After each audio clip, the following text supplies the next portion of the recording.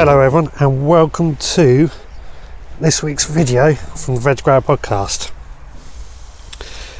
It may be December, it may be a bit drizzly today, although it's not too cold, but that's not stopping me from getting the barbecue going, and all I'm doing is a bit of pork belly and just going to roast that up and enjoy that for a bit of lunch.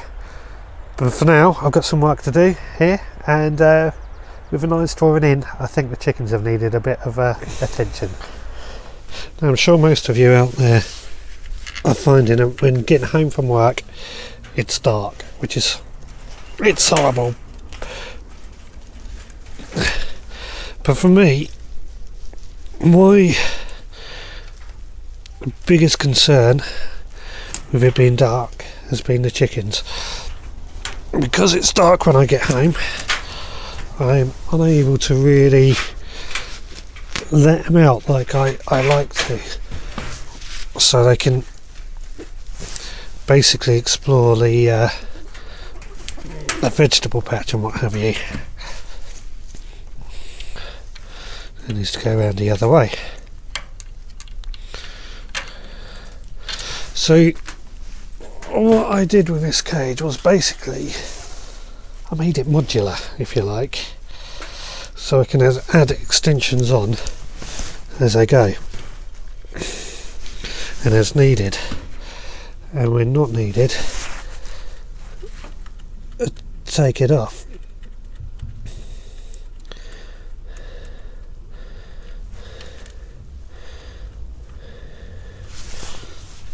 And this is what I'm doing today. I'm just adding on the extra run. If I can get it right around the right way, that is.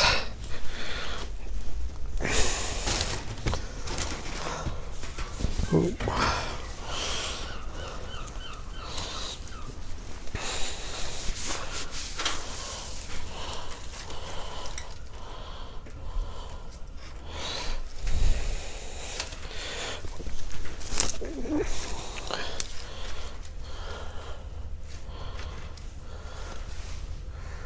Which is proving harder than I first thought.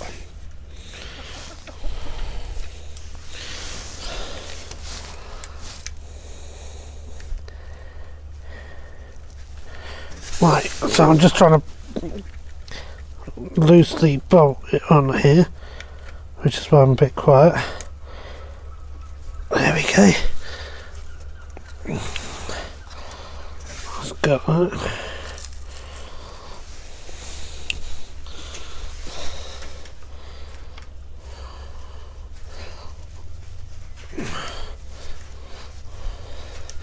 Well, we'll tighten it up in a bit.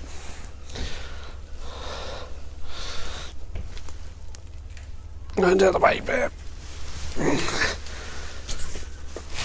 In comes the second piece.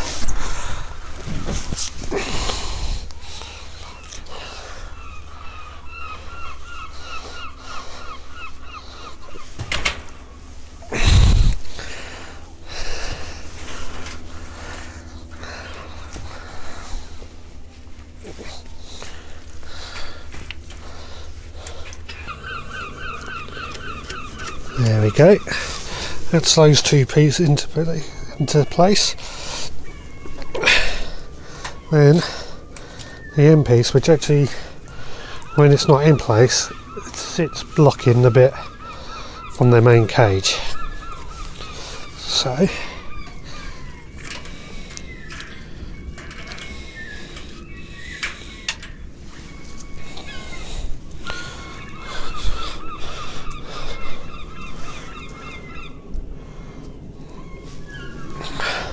now Girls is going to be annoyed because she's not going to realise what's going on when now she's in there, but she can get back out the other way.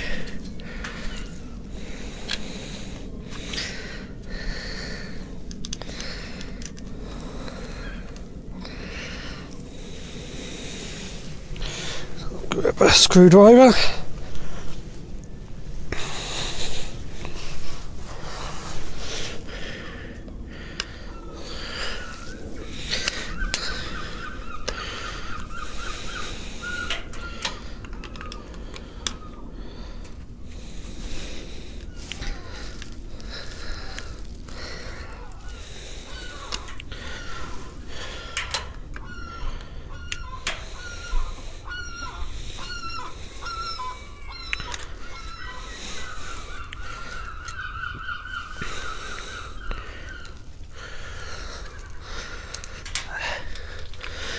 And this is where it gets fiddly, is literally just the bits that I use for joining them up together, getting the nuts and bolts through.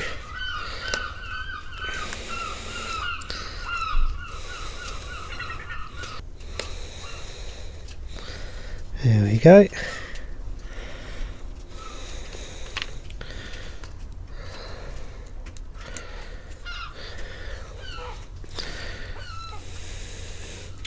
Just do it a few turns, get one more bolt through, and that is the extension put together.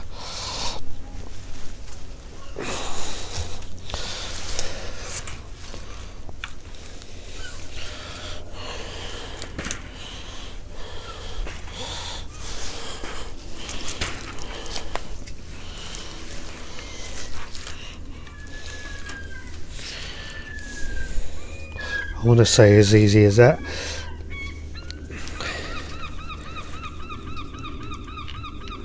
It was easier last time.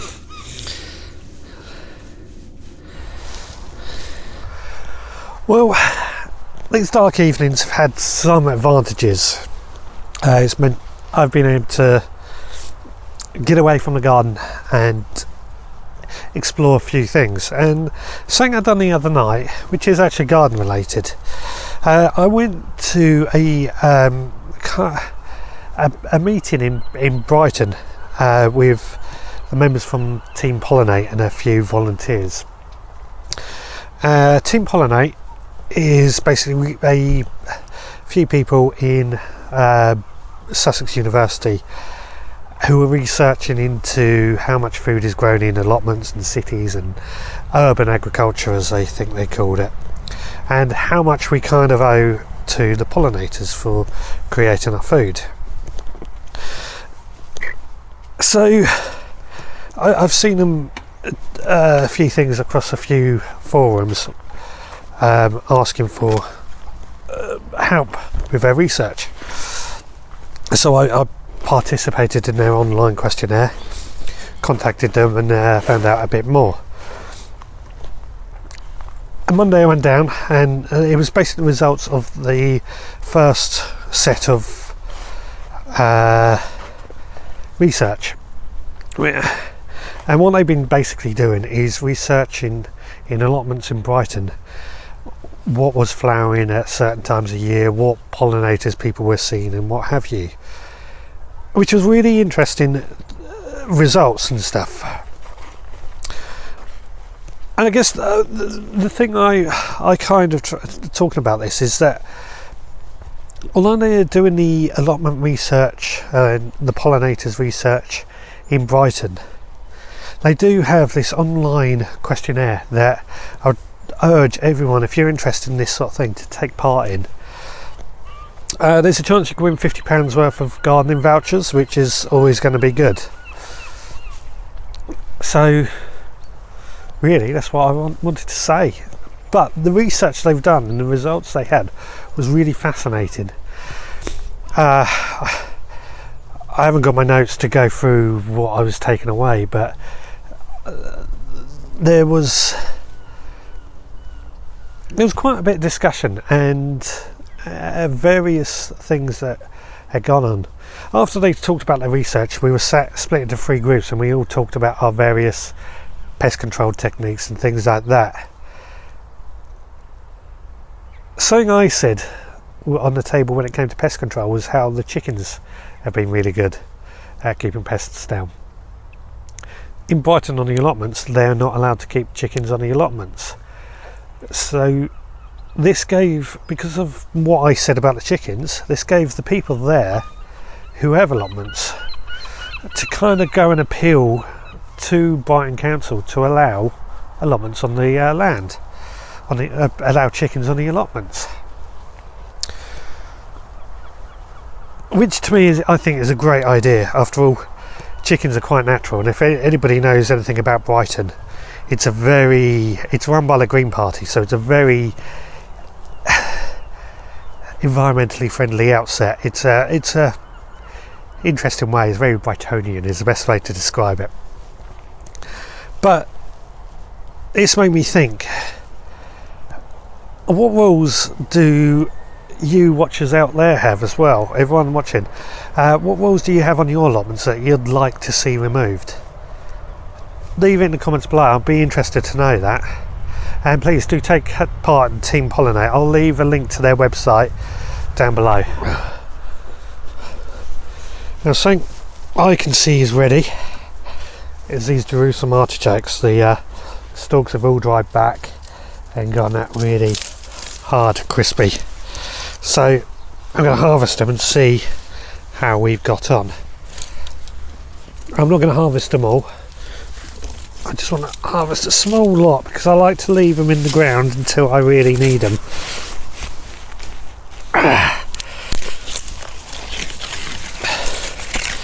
These bits are really good for burning.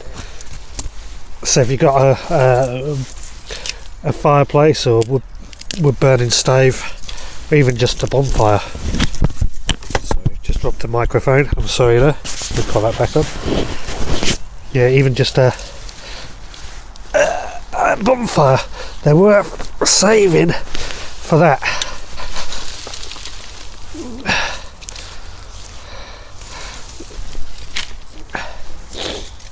Now, about 3 years ago I had an appalling harvest from these, which is unusual, but that was in my old plot over in Brighton. Last year they were pretty good,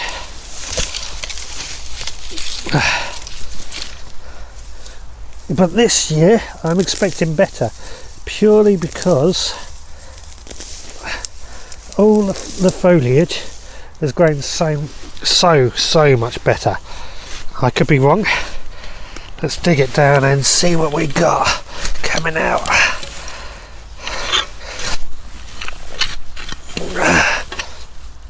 And already, yeah, I am looking pretty good.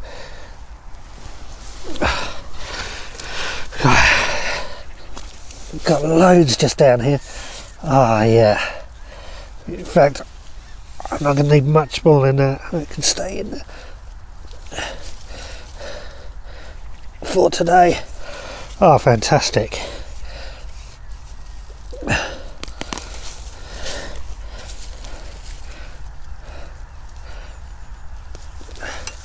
I treat these like perennials, really.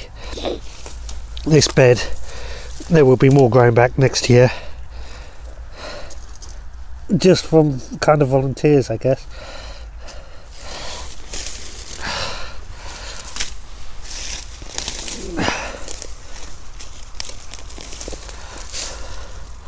The trouble with Jerusalem artichokes is why they get called fartichokes. They do make you pass wind a lot, which puts my wife off, but I find them really tasty. That'll be enough. Yeah, I find them really tasty. Because I've just, let me bring it over to the camera.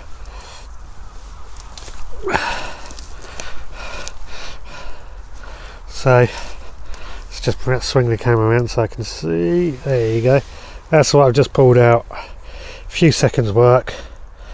Ain't bad, is it? That was for 2 minutes. I pulled out a good handful, and that'll do us, or do me I should say.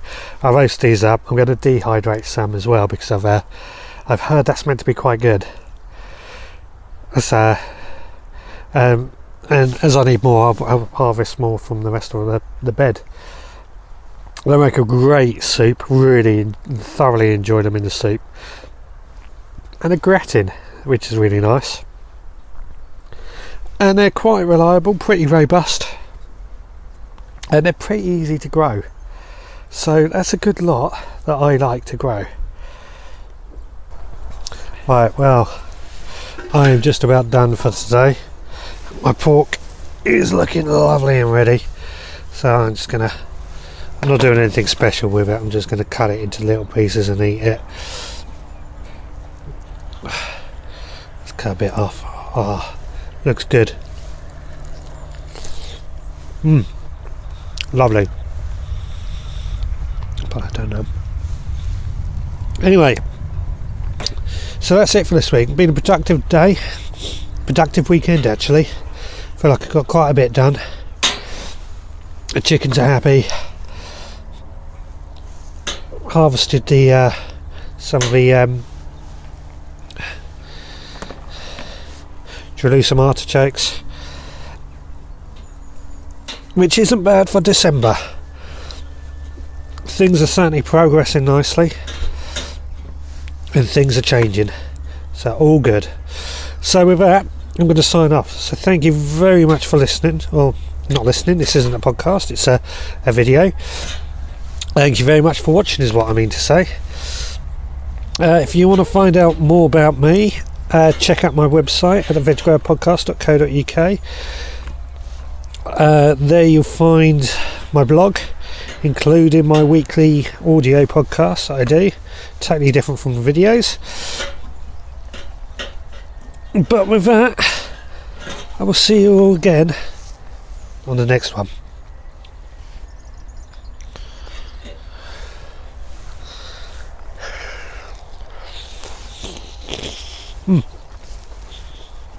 Lovely.